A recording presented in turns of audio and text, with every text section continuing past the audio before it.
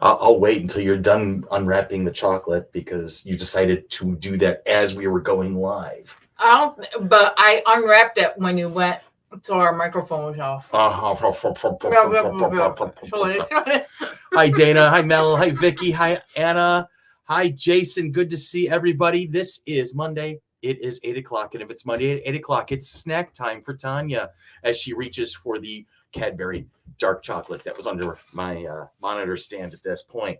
So we can go ahead and just wait to do the news because it's just not as important as chocolate at the moment. Oh, chocolate's very important. All right. You ate the other candy bar that was mine. And I replaced I know you did, so therefore I want to finish it. And I did it when I was playing a game online, not like going live. You're the first person to talk anyway. So. Yes, dear. Mm-hmm. All right, Batman John is here. John is here. Elizabeth is here. Peter is here. And it's good to see everybody. I hope you guys have had a great weekend and you're having a great Monday so far. It was a great weekend. Did you have fun this weekend? Yes. Sybil, the box office goddess, came up to visit for the weekend. Melanie's like, ooh, show us your shirt. Okay. Doctor Who. Yeah. Doctor Who. I've had it for a couple of years.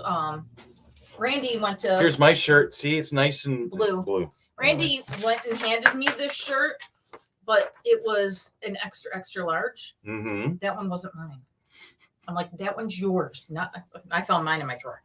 So, yeah, I got it at Walmart like 4 or 5 years ago, something like that. I don't know. Elizabeth spent the weekend rewatching The Flash. Want to catch up and watch the final season once it hits Netflix. And there's Kels. Hi, Kels. Let's see. We went to the movies on Saturday. We did see. With Sean and Tyler. We saw John Wick the 4th. Yeah. I watched some of it like this. Oh my God, a lot of it. Holy crap. And like this. Uh-huh. We hid behind each other for a couple of scenes. Yes. There. Oh dear God. And I played D&D on Saturday night and Sunday afternoon. We played Star Wars. We had our Star Wars game on Sunday. Yeah. Not D&D, but Star Wars. But close enough. It's all a role-playing game. So tonight's Nerdable News, tomorrow's dance. Yeah. Melanie, it was good. I mean, for those of you who like this sort of thing, this is the sort of thing you like. And it had a relatively, not a predictable ending, but it was bittersweet. It was good. Yeah, it was good. I like Keanu Reeves. I'm not a big fan of the John Wick movies. I enjoyed them, but I'm like, oh my God, they're life changing. I wasn't like that about it. It's like if my kid didn't want to see it in the theaters, I probably would have waited, but he wanted to see it. Right. So that's why I got it. Next weekend, though. Next weekend is the really one. I'm gonna be seeing it twice. I'm gonna be seeing it Friday night with our gaming group. I agree with you, Mel. Some of the fight scenes were like, can we just get this over with now? So, but the thing I learned about the John Wick movies, all 4 of them, the really important story stuff is in the last 10 minutes. Of each movie? The rest of it is just gratuitous fight scenes for the entertainment value that shows Keanu Reeves puts in the work and is a really good action star. I mean, really good. Not, he's not a Shakespearean actor, but he's definitely a kind soul who does really good work on the screen. All right. So, Dana, what happens? I still need to watch chapter 3, but may rewatch the first to remind myself of what all happened. Chris said just watch the last 10 minutes of chapter 3. Bang, slap, slash, stab, boop, boop, boop, boop. Squitch, squirch. About the same. Moving on. It's time to jump into the fun part, the part that everybody shows up for. Star Trek Picard Season 3 spin-off movie. Next Generation solo character series teased by the franchise head. Star Trek Picard Season 3 brought back the entire main cast of Star Trek The Next Generation, as was a key guest star for one last adventure in the Final Frontier. But what if it isn't their last adventure after all? The TNG cast has been teasing for months that they may continue their adventures past Star Trek Picard Season 3's finale, perhaps in the form of a 5th film featuring the Enterprise D crew. In a new interview with SFX Magazine, Star Trek Television's head producer Alex Kurtzman says that he and Star Trek TNG cast are still talking about the future and that creating a movie is a much different thing than creating a series on television. Quote unquote, we talk about that all the time, Kurtzman says. Is there a movie version? Doing a movie is different. It's 2 hours, right? So it's different than doing 10. Anything's possible, truly. Kurtzman then goes on to say that spin-offs focusing on individual TNG characters rather than the entire TNG crew is entirely possible. Star Trek Picard fans have long campaigned for a Raffi in 7 of 9 to get a spin-off, and many are also hoping to see a spin-off series focusing on the USS Titan with Captain Shaw and Commander 7 of 9. Quote unquote, by the way, even individual characters, I think we could absolutely continue to tell stories about individual characters that are set up on the show in other contexts, Kurtzman goes on to say. If executives are focusing on the TNG crew, no one has tried harder for a character-focused spin-off than Michael Dorn, who has pitched a Captain Worf series for several years. Dorn said he still thinks a Worf show is something that needs to happen. And he goes on to be quoted as saying, I think that it needs to be done, Dorn stated. It really does, just because the character has been in so many episodes and he's still a viable character. He's still a guy, that is athletic and can still go out there and run with the best of them. And so that part is not an issue. It's just a matter of if they will have the willpower to do it. So who knows? That's entirely feasible. If you've been watching Star Trek Series 3, Picard Series 3, there has been a lot of great moments. It has definitely been, I think, what the first two series were created to do was to set up the third. I don't know if I finished the second. If you want to, we can do that because it's on Paramount Plus, an account that I have shared with you. I know. Yes. Is there a new NCIS tonight? Yeah, episode 7,943. No, it's only 451. I like my number better. I know. I'm moving on. All right. Melanie Muse is going to say TNG, the best Star Trek. It's a fact. Hashtag. She's telling Ashley to watch TNG and then go into Picard. There you go. You don't need to watch anything else. There you go. I am a big fan of Strange New Worlds, but I love all of Star Trek. I love all of Star Trek. I liked Voyager. I had a rough time with Voyager because it did get a little squishy at times, but it's still Star Trek, therefore it's good. Janeway's badass. I will give you that. I may have had issues with the series, but I don't have issues with a lot of the characters. Although not promoting Harry Kim over 7 years really bothers me. And I know it's a running gag. It's kind of like Bart Simpson never getting older. Garrett Wang, I'm on board with you, buddy. Harry got screwed. Just saying. All right. And was it Tom Paris? Tom Paris got he taken out of prison and promoted within a couple of years. It's like, dude, Harry's standing right there in front of you. What the hell? But was it Neelix and Kess? Neelix, Kess was just a bad character. That was. And what the Hollow Doctor? Yes, the Hollow Doctor was cool. Robert Picardo can do anything. And I've seen him on other things. What Stargate? You've seen him Stargate, China Beach back in the 80s and 90s. No, I don't watch that. Recent. Tons of character work. I loved him. He is just a great guy. Just an absolute great guy. He's on my, I think, attainable wish list. He's not on the wish list that I know is not feasible. Right up there. Not on the Mark Hamill list. He's not on the Mark Hamill list. He's on the list of Jonathan Frakes is on my wish list. Jonathan Frakes. We almost got him. Yeah, well. We came that close. That was wild. Anyway. He was busy. All right. So, yeah. Oh, Tuvok. Tuvix was the thing. It was when it was a transporter accident, and they merged Neelix and Tuvok into a single human or a single entity, and it was very strange. I'm getting texts from Anne about guest artists. Ooh, my son's calling me. Oh. All right, I'll have to call him back in a minute. Let me see what's going on. I'll call you back. All right. So we're going to jump back into the squirrely parts, and I'm going to slide the camera over. I don't know what I'm doing. Extra Emmy Award-winning camera work by Chris. So we comic checked last week from our super secret location. We want to thank Melanie and Melanie Muses for allowing us to invade last week. And also thank you, Melanie, for sending out all of our swag prizes to everyone that got it. So we are gonna look. I pulled comics this week. Normally Chris does, but I had a couple extra minutes today, so I pulled the comics this week, and they have somewhat of a similar theme to them. The first one I picked was specifically for Anne and Melanie. I just lost my computer screen. Okay, the first one is Grimm Fairy Tales number 70. As numerous enemies emerge, the denizens of the Arcane Acre must split up to combat the darkness. Never split up the party. Never split up the party. But we do that all the time on Thursdays. But they're going to split up to combat the darkness that is leaking into their world from beyond the walls of reality. Among these evils stirs an object so haunting that the creature within is what nightmares are made out of. Ooh, I don't think I like that. Okay, the second one, in light of the movie coming out this weekend, Dungeons and Dragons Saturday Morning Adventures #1. Long before the world turned upside down and new generations discovered D&D, 6 kids boarded a magical roller coaster and were transported to the Forgotten Realms.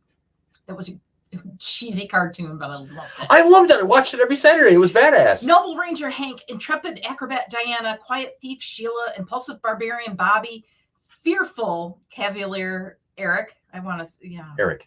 Yeah. An uncertain magician Presto only want to get back to their own world. But escaping the realms has turned out to be much harder than getting there. Danger lurks at every turn. The enigmatic Dungeon Master is less than helpful. He's more like, kind of like the Dungeon Masters we've had. They just let us go wander in. Yeah. And Wenger, the force of evil, will stop at nothing to get his hands on the magical weapons the kids have come to rely on. To top it off, Hank has made a startling discovery. Despite the dangers, Sheila, Bobby, Diana, and the others aren't so sure they want to go home after all.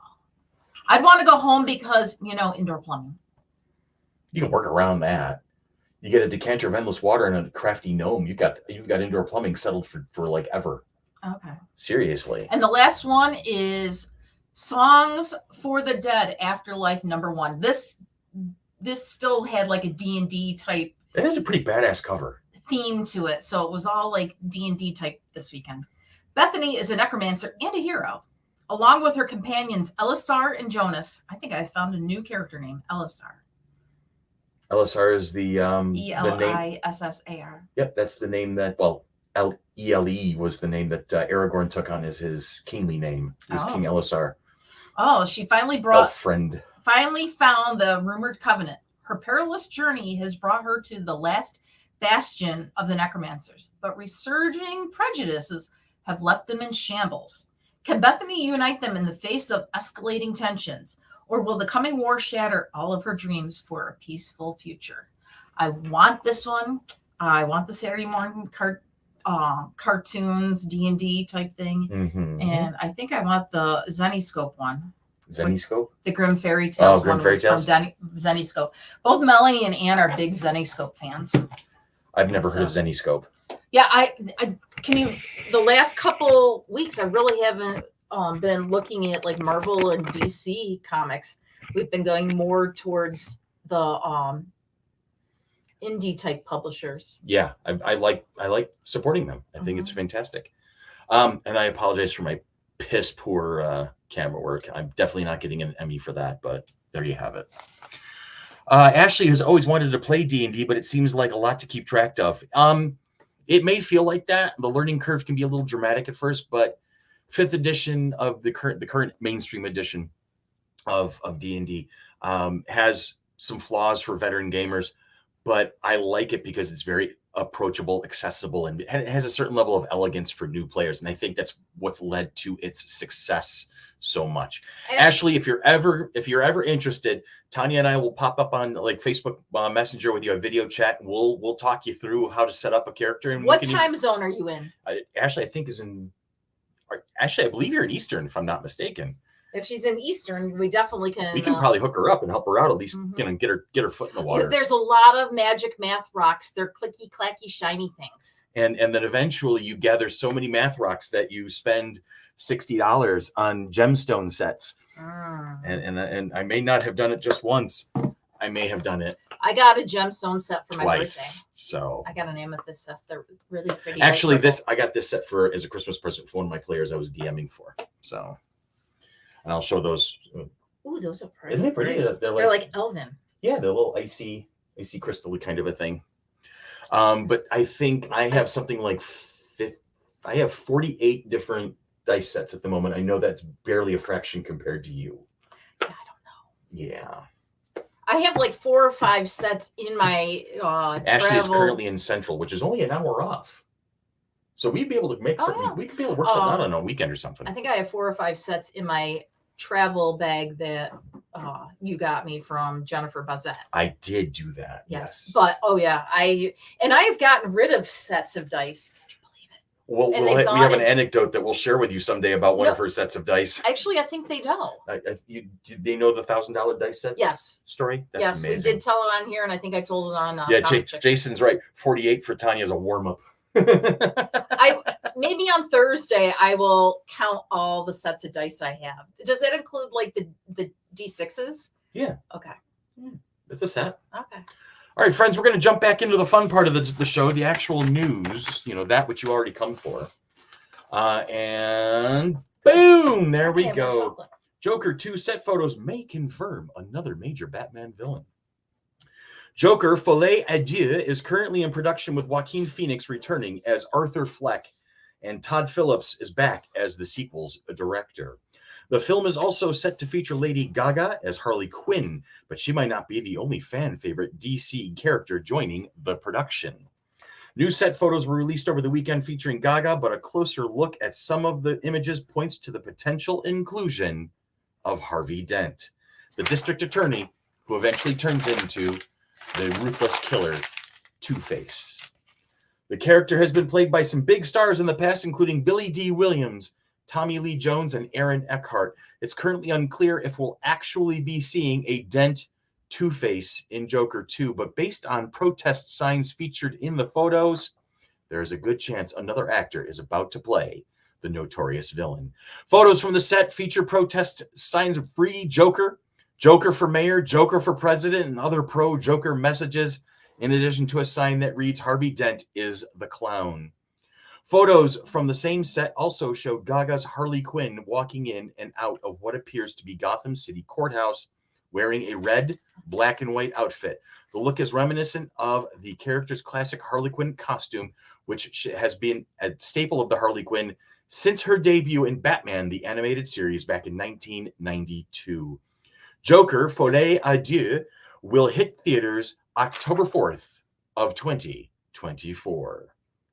And when we find out more information, we will let you know. Oh, that didn't go where I thought it would go. I think it went behind the printer. Yeah, it did. I'll get it later. I'm going to click this button, that button, and then I can click that button. And let's take a look at the let's see what we let's see. It looks Funkos for Melanie. It's like me with Funkos. Life, like, does a variant really count as a new one? Yes. Yeah. Bill would like to know what he should do for his 50th birthday in June. Celebrate it? Celebrate it. I don't know. I went to Disney for my 50th. I was right in the middle of COVID for my 50th, so I had a very small party with a very select handful of important people to me. You were there. Yes, and Dan.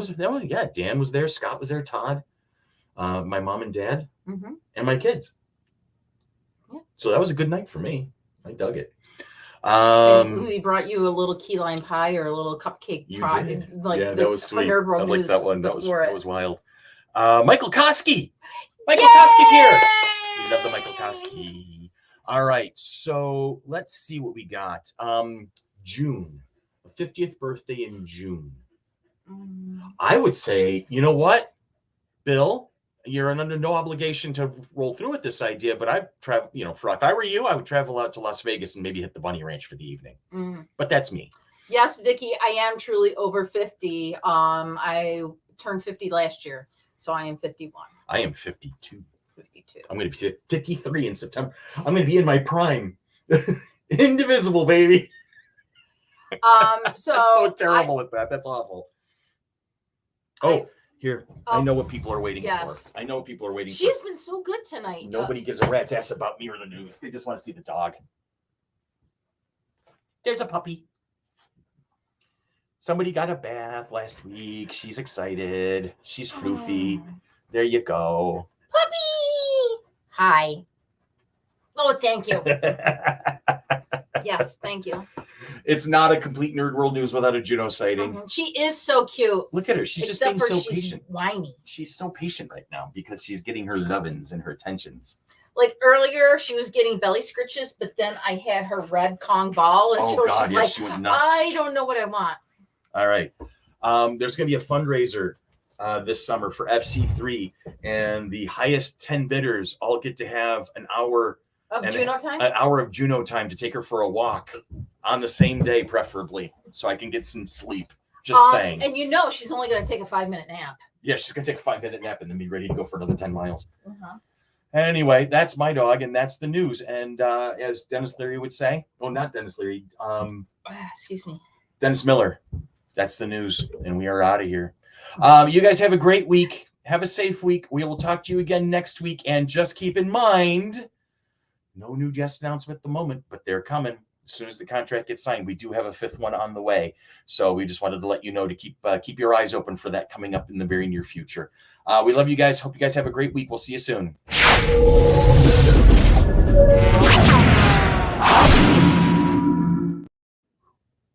Okay, gotta go now. Bye-bye.